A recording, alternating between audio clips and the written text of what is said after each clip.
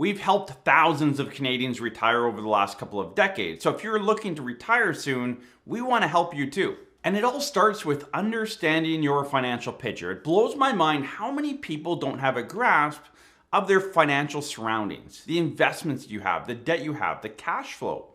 What does your budget look like? And I know as we get older in life, a budget really isn't something we want to do. And I would say most people beyond 45 or 50 don't run on a budget. And that's fine, but you do need to have a really good idea on what you spend, whether it's a strict budget or just, no, I know I didn't make this, put this aside. Like I have a really good idea, probably within a few $100s on what I spend every month. 2 tips I want to give you as you kind of understand your financial world. Tip number 1 is to start consolidating your retirement assets. For a lot of you, you have investments all over the place. And there's typically 2 reasons for this.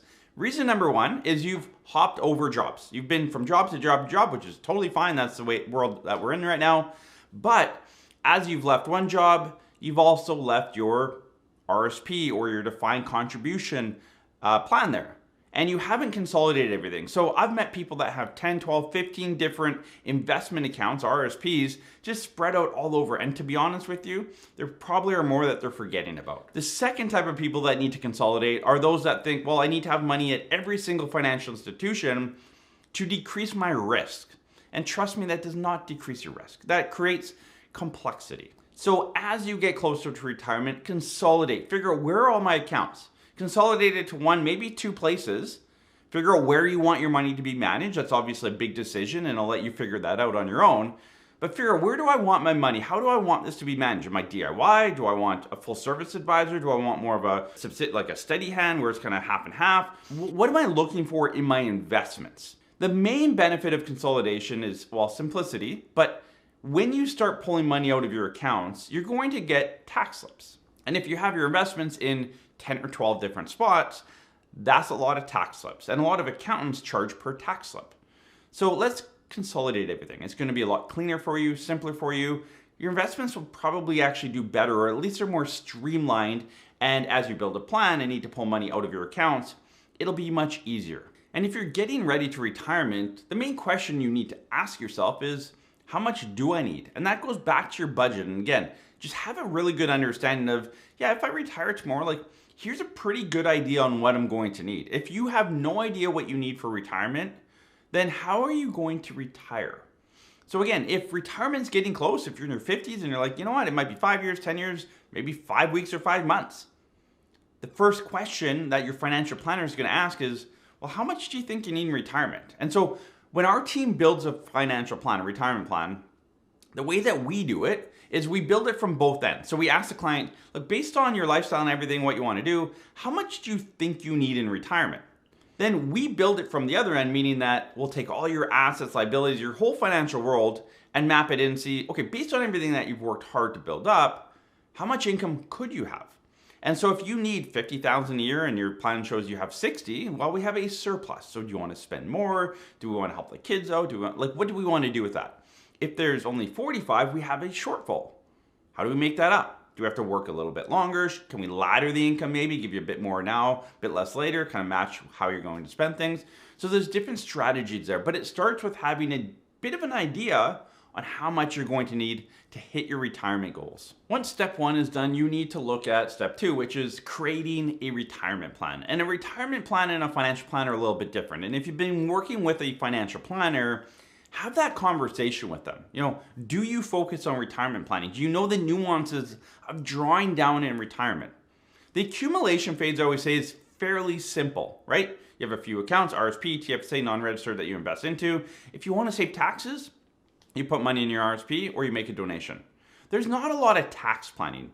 Money comes in from your employment, T4 income coming in, they take the right amount of tax off. Like, it is pretty simple. Now, it's hard to save money because things are so expensive nowadays. I get that part of it. But as far as like the accumulation flow of it, it's fairly straightforward. When you hit retirement, things completely change.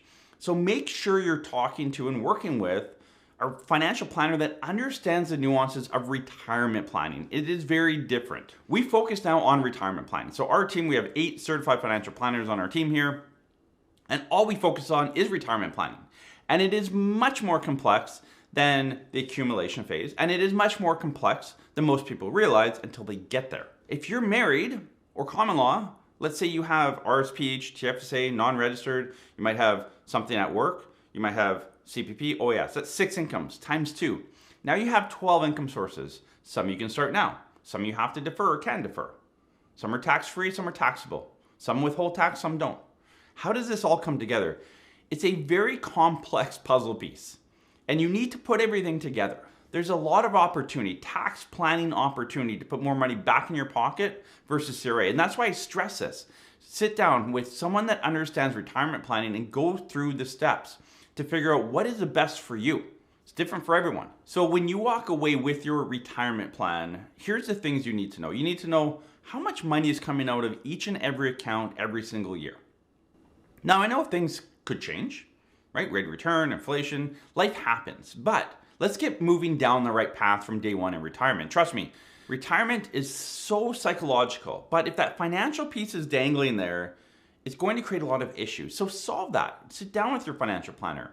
Get a proper plan. It needs to show you exactly how much money and from what accounts money is going in or out of. So maybe you're topping up your TFSA, you're pulling out of your RSP, you're drawing down your pension, you're starting CPP, like whatever it is. The way that we build plans and we present them to clients know from now to age 95, their real dollar income, their nominal dollar income, how much tax they're paying, their average and marginal tax rates.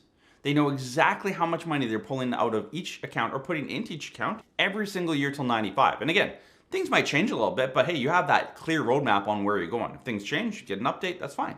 Understand what the best solution is for you based on the assets that you have, the goals that you have, your lifestyle, everything. There's so many pieces to the retirement plan that you need to map out. So the types of accounts, the age you're at, your health, there's so many factors. Those need to be factored in when you build your retirement plan. I want to talk about government benefits within your plan, and then I want to give one tip that is really, really important as you map out your plan. No matter who's doing your plan, it's one piece that you need to have in there. But let's first talk about CPP, the Canadian Pension Plan. This is something that is a big part of the plan, and it also needs to be a crucial aspect on reviewing what the best solution is for you. So when you sit down with your financial planner and you talk about Canadian Pension Plan, you can take it anywhere from 60 to 70. We have thousands of videos, it feels like, on our channel. Search it. If you need to learn more about the Canadian Pension Plan, we'll link a video above, but we have lots on our channel. Search that. Learn about the Canadian Pension Plan, how it works, the nuances of it, best time to take it based on different scenarios. We have a lot of information, so check that out if you need more information. But when you're creating your retirement plan, what you need to do is look at taking CPP at different ages. And the fault that most people make is that they look at CPP on a calculator and they say, well, my break even is 82, so I don't feel so healthy today, so I'm gonna take it early at 60, and hopefully I die by 82 and then it was worth it. The problem is you're now looking at the Canadian Pension Plan in a silo. You're not looking at it with all your other assets. And that's what you need to do, because your break even point may change drastically based on your other income sources. It may come down, it may go up. And so you wanna look at taking CPP at say 60, 65, 70, somewhere in between, as part of your overall comprehensive retirement plan. And let me tell you, because we've done thousands of these for Canadians for many, many years, it drastically changes the number when you comprehensively look at it with everything else. So many financial planners, especially at the big financial institutions, will tell you to take your CPP early. That's because they don't want you to spend down your investments, because that's how they get paid. And that is a huge flaw that's costing you potentially hundreds of thousands of dollars. So make sure you force them to show you. If they're not showing you that, if they're not giving you a great plan, which might be the case, sit down with a fee-for-service planner that has no skin in the game. That's what our office says. We offer fee-for-service planning, but we don't have skin in the game. We don't care when you take your CPP. What I care about is that you know the difference of taking it at different ages. If I say, look, Joe, if you take your CPP at 60, 65, 70, here's the difference income-wise, tax, structure, all of that. It's definitely better at 70 based on all the numbers. If he's hell-bent on taking it at 65, perfect. As long as we know he can reach his retirement goals and that's what he wants to do and we build, whatever. I don't care when you take it. I just care that you know the difference between the different ages so that you make a financial decision around it, not an emotional one, which so many Canadians are doing. Old age security, OAS, is the other one that you want to look at, right? Do you take it at 65? Do you defer to 70? There's different options there. So again, build that into your plan. So what's one aspect that everyone needs to have, and I mean this, you need to have this in your retirement plan. And if you don't, go back to your financial planner and force them to have it. And I've heard from people that, well, I asked my financial planner, they had no idea what I was talking about. So reach out to our office. Talk to a financial planner that understands this. And it's the laddered income strategy. And the laddered income in retirement is really important because it shows you can spend more now and still be okay later. So there's the go-go phase. The go-go phase of retirement is from retirement up to about age 75. That's how we build it out, about age 75. Statistically, age 71, 73 is when things start to deteriorate. Retirement slows down, bodies start to slow down, less travel, that kind of stuff. So if we build it at 75, we're being conservative there. Then from 75 to 85 is the slow go stage, right? You're still traveling a little bit, but life's starting to slow down. You're not spending quite as much money, not doing quite as many things. And then from 85 onward is the no-go stage, right? You're not spending a lot of money. It's hard to spend money. It's hard to travel. You can't get travel insurance, all of that. So those are the three stages of retirement. Now, the go-go stage is the stage, obviously, that you want to go. You want to travel. You want to do stuff. You want to check off your bucket list. And it's the most expensive time of retirement, and it should be. And the whole idea is this. When I got into this business, one of my main primary goals for our clients around retirement planning is I don't want you to get into your 80s and 90s and have way more money than you thought and look back and say, if I knew I had this much money, I would have done things differently earlier. And that's where the laddered income comes in. It says, hey, Joe, you can actually spend $75,000 now, then 65 in slow go stage, and then 55 in no-go stage. And 55 is more than you're going to need based on what we've looked at. And it allows you to spend more early with peace of mind that you're going to have enough later on. And so for most of you, you get a plan that says you get $65,000 for the rest of your life. Well, what happens if I spend 75? Well, the plan says 65, so don't spend more than that. So you go along spending 65,000, and then you hit the slow go stage, and you realize, well, I can't do as much anymore. So naturally, you spend less. Then you hit no-go phase, and you naturally spend less again. And what happens is you get to kind of in your 80s, and you have hundreds of thousands of dollars of extra. This extra money is just compounded on itself. A lot of it's sitting in your RSP, unfortunately, and you've created a situation where you haven't spent enough, the tax efficiency isn't there, and you haven't had a good plan. So that laddered income, again, a conservative laddered income strategy shows you, look, let's go spend more early, but you're going to be okay later. That's the whole point of the plan. And I don't want my clients to get into their 80s with more money than they thought they would have. Again, if you have lots of money and you're like, hey, look back and, hey, I did everything I wanted and whatever, I just had more money than I needed. Perfect. That's fine. But for most Canadians, we're barely able to retire, right? We're scrounging for every dollar. You want to take those dollars and enjoy them in retirement, right? You grind your whole career to save, save, save, save. You get to retirement and then you hold it too close to your chest because you don't know what to do, how much to spend. Like, I don't want to get to my 80s and have nothing left. So you hold it too close to your chest and you get on with retirement and you realize that, wow, I actually do have enough and I should have spent it, but it's too late now. So you worked, grinded away your whole career. Then in the go-go phase of retirement, you did not go-go. I want all of my clients to go-go. Make sure you're sitting with a financial planner that understands these concepts, the structure, and how to build a proper retirement plan that includes this laddered income to the income strategy and cash flow strategy of the plan. A couple more key points. And the next one is there a better time to retire in the year?